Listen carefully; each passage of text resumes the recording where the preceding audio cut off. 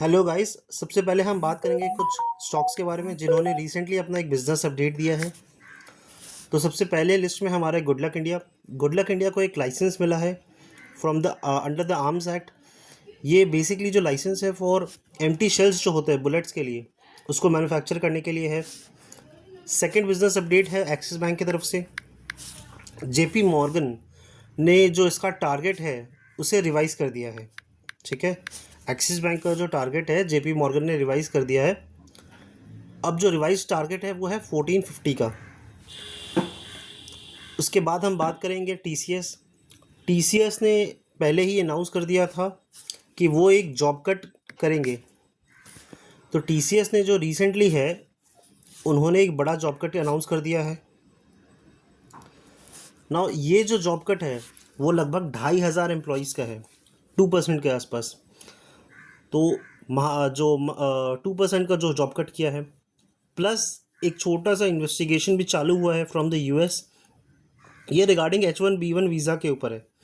आप रिसेंटली आपको पता ही होगा कि डोनाल्ड ट्रंप ने जो H1B1 वीज़ा है उसका जो फीस है उसे, जो कि उसे जो 5 से 6 हज़ार डॉलर हुआ करता था उसे बढ़ा करके $1 लाख कर दिया है।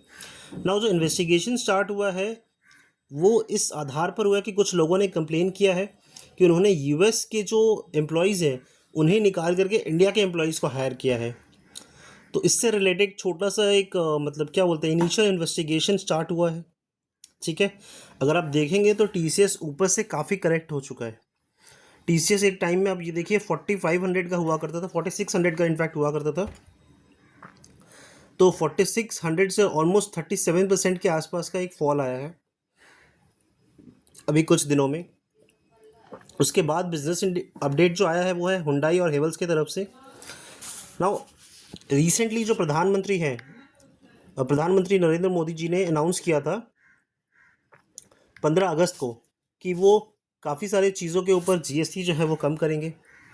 और ये जो नया रूल है जीएसटी का वो 22 सितंबर से अपडेट हो चुका है, न्यू रेट्स। ठीक है, न्यू रेट्स जो है वो 22 सितंबर से लागू हो चुके हैं। तो उसके कारण ऑटो सेल्स में काफ़ी अच्छा इम्प्रूवमेंट देखा गया है।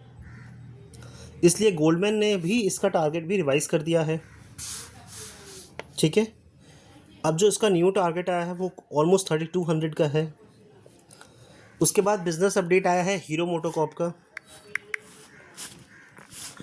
आपको पता होगा कि 1 अक्टूबर हर महीने का जो पहली तारीख होती है उसमें पहली या दूसरी तारीख तक ऑटो सेल्स नंबर आते हैं। तो हीरो होंडा का जो ऑटो सेल्स नंबर आया है वो बहुत ही अच्छा आया है।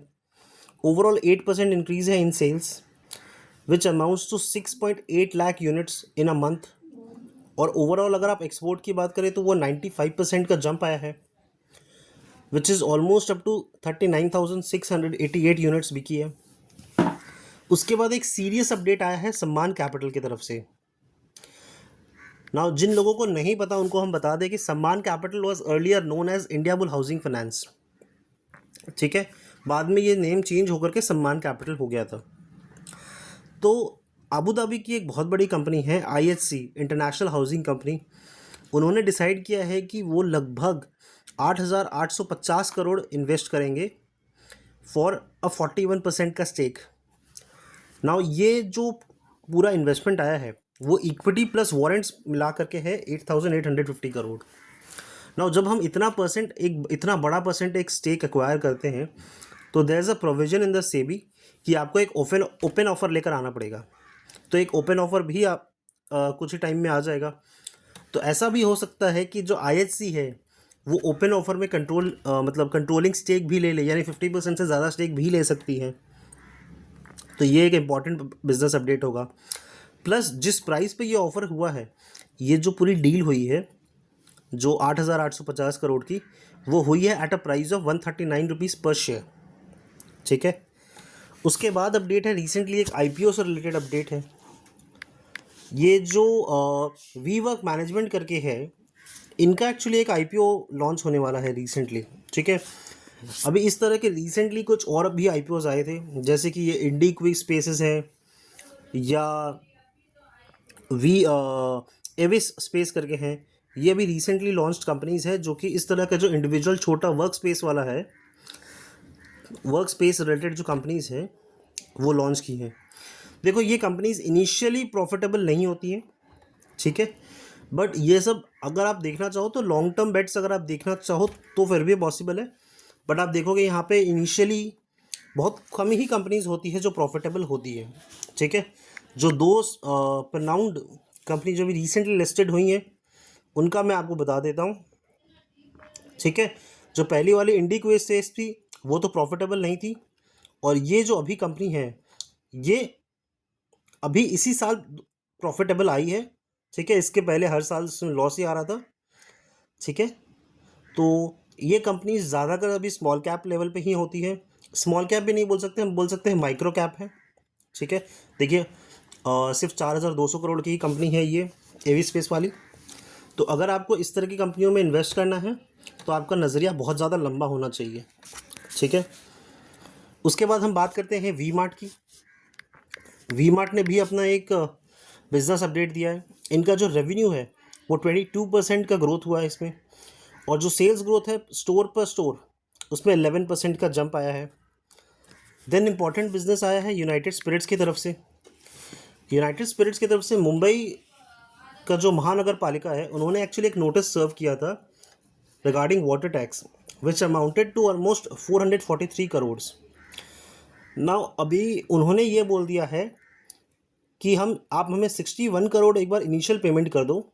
ये जो 443 करोड़ है इसका हम रिकैलकुलेशन करेंगे तो जो भी अमाउंट आएगा उस अमाउंट के हिसाब से आपको पैसे पे करने होंगे। तो एक बार का जो 443 करोड़ का जो नोटिस था, एक बार को उसको कुछ टाइम के लिए उस पर स्टे लग गया, एक तरह से आप बोल सकते हो, ठीक है। देन माइक्रो फाइनेंस बिजनेस भी अभी काफ़ी अच्छा चल रहा है, ठीक है। अच्छा, शिल्पा मेडिकेयर करके है, आज इसका एक एक्स बोनस डेट है, ठीक है। 1:1 का इसमें बोनस था, तो वो आज एडजस्टमेंट प्ले होगा 3 अक्टूबर को। देन वी हैव एक एमएनसी के बारे में हम बात करेंगे, ठीक है। तो ये जो एमएनसी है जॉन कोकरेल इंडिया, ठीक है, ये एक एमएनसी है। इसको एक ऑर्डर बैक किया है इसने गोदावरी पावर्स के तरफ से, ठीक है। अच्छा, एक बहुत इंपॉर्टेंट अपडेट आया है नुवावा की तरफ से ना। नुवावा वेल्थ मैनेजमेंट में क्या हुआ है, इनको सेबी की तरफ से लाइसेंस मिल गया है फॉर म्यूचुअल फंड्स। तो आगे जा कर के वो भी अपना एक म्यूचुअल फंड्स लॉन्च कर सकते हैं। अब देखे होंगे काफ़ी सारे एएमसी जो कंपनीज है जैसे कि एचडीएफसी हो गया, एक्सिस हो गया, उन्होंने अपने काफ़ी सारे म्यूचुअल फंड्स लॉन्च करके रखे हैं। उसी तरह से नुवामा भी अब अपना म्यूचुअल फंड्स लॉन्च कर पाएगा। एंड लास्ट हम लोग एक देख सकते हैं कि थोड़ी सी आपको ग्रोथ मिल सकती है टायर कंपनियों में, ठीक है, जैसे कि सीएट हो गया, एमआरएफ हो गया। मैंने रिसेंटली आपको बताया कि ऑटो के नंबर्स काफ़ी अच्छे आए हैं। तो अब ऑटो के नंबर्स आए हैं अच्छे, तो ऑब्वियस सी बात है टायर में भी थोड़ी ग्रोथ तो होगी, हमें दिखेगी, ठीक है। तो ये हैं आज के यानी 3 अक्टूबर के बिज़नेस अपडेट्स। अगर आपको इस तरह के अपडेट्स और चाहिए तो प्लीज़ इस वीडियो को ज़्यादा से ज़्यादा शेयर कीजिए और मेरे चैनल को सब्सक्राइब कीजिए। मैं पूरी कोशिश करता हूँ कि आपको सारे बिज़नेस रिलेटेड अपडेट्स एक बहुत ही शॉर्ट और छोटे वीडियोज़ में मिल जाए। ऑलराइट, आज के लिए इतना ही। नमस्कार।